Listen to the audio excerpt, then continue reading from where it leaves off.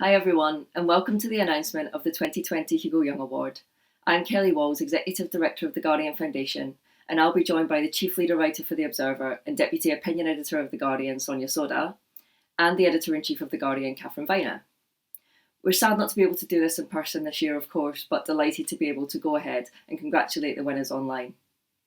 As many of you already know, this award's in memory of Hugo Young, a brilliant and incisive political columnist for The Guardian for 18 years. It champions the best opinion writing among journalism students across the UK.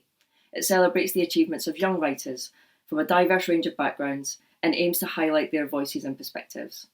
This year, for the first time, we've also introduced the Young Hugo Award, open to sixth form students who have taken part in our Guardian Foundation Education Centre workshops over the last year.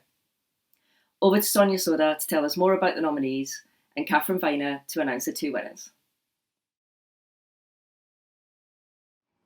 Hi everyone. We're going to talk first about the Young Hugo, which is a competition for 16 to 18-year-olds to demonstrate their talent and to talk about an issue that they feel is really important. We had a brilliant variety of entries and the judges were very impressed with the quality of all the articles that were submitted by young people. We had a judging panel of 3 people. That was Rachel Hall, Suzanne Waugh and Anushka Astana. And they reviewed 5 shortlisted pieces, anonymously, of course. And after some good debate and discussion amongst the judges, they felt that 3 in particular took very interesting angles on the diverse range of topics that they covered and were very timely. So the first piece was by Daphne Katz of City and Islington College. And she wrote a piece arguing that free movement of people is essential in ensuring people understand other cultures and that it's ultimately the key to us valuing each other as equals. The judges felt that this piece was strengthened by the personal element that the writer brought to it. The second shortlisted piece was from Amy Rushton from Burnham High School, and she chose to shine a light on the methods used by large corporations to shift the responsibility for sustainability away from them and onto consumers. The piece was really well evidenced, the judges felt, and it had a strong final argument and was very timely.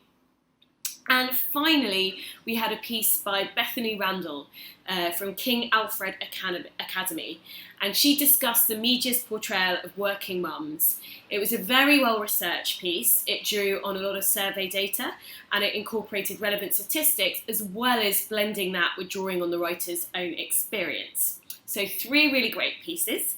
And now, on to the winner. The winner's going to have the opportunity to work on their piece with the Guardian sub-editor and have it published on the Education Centre website. They also receive a ticket for an Owen Jones journalism masterclass and a digital subscription to the Guardian for them and their school. And their school also receives £100 in Guardian bookshop vouchers. And we're now going to go to Catherine Viner, who is Editor-in-Chief of the Guardian, who will announce the winner. I'm pleased to announce the winner of the Young Hugo Award 2020 is Amy Rushton from Burnham High School with her article Hypocrisy and Big Business, How Difficult Is It to Go Green in a Modern World? Congratulations, Amy. Your piece will be published on the Guardian Education Centre website. I'm really pleased and excited to have won. I wrote about the environment because it's something I feel really strongly about. Not enough is being done at the moment to tackle climate change, and urgent action is needed before it's too late. Thank you so much for this award and for encouraging my writing. And now, on to the main Hugo Young Award. We asked journalism students from across the UK to write a political opinion piece on a topic of their choice. We asked them to choose something they felt was important to cover and to find their own journalistic voice. We had a really great range of sparky, interesting entries, and we'd like to commend 4 of them in particular. The formidable task, and it was a formidable task, of whittling the entries down to a shortlist was undertaken by a panel of senior Guardian journalists, after which it was up to a judging panel made up of Heather Stewart, Catherine Butler, Polly Toynbee, Kira Cochrane and myself to choose a winner and 3 highly commended pieces. The winner will have their piece published on theguardian.com and will receive a £500 cash prize and have the opportunity to spend a week with the Guardian's politics team at a point in the future when our lives are back to something approaching normality. We were looking for a piece that was fresh, that was well researched and intelligent, and of course coherent, well argued and well written. And the following pieces all caught our attention. So first, a piece by Niamh Carroll, who wrote about the Troubles in Northern Ireland and took a really interesting angle on the subject.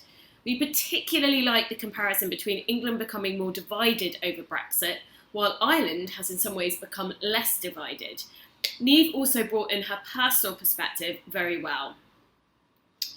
Barnaby Stone argued that there's more to Devon than its green and pleasant land, and that rural areas face specific challenges that receive less political attention than those of the left behind former industrial towns. This was an original topic, and we thought the piece was thoughtful and well researched. Thirdly, we had a piece by Ian Johnston, who also wrote about Ireland, analysing what the arguments might be for a united Ireland from a Protestant perspective, including revisiting the symbolism of the tricolour flag. It was really original, it was well written, and it had some really lovely turns of phrase, and it really made all of us on the judging panel think about the issue from a different perspective. And last but not least, we had a piece by Eleanor Magill, who wrote a powerful piece on adult social care, drawing on her own experience of her mother, who was diagnosed with Alzheimer's at 58. It was well researched and well written, as well as being highly personal. And we really appreciated in particular the simile of the impact of the disease feeling like a fog. So from all of us on the judging panel, we'd like to say a huge congratulations to all of the nominees. And now, the moment of truth, I'm going to hand over to Catherine Viner, who will be announcing the winner. This piece is an outstanding column, and I'm delighted to be able to publish it on The Guardian. The winner of the Hugo Young Award 2020 is Ian Johnston from City University with his piece on a united Ireland. Congratulations, Ian. Well done. Thank you so much for this award. I like writing on political culture and identity, and I chose to write on this topic because nuanced views on Northern Ireland are so often ignored in favour of extremes. I'm delighted that the judges enjoyed it, and it's a real encouragement for me as a young journalist. Thanks so much. Congratulations again to the winners and all the nominees. Thanks to Sonia Soda and Catherine Viner, and thank you all for joining us.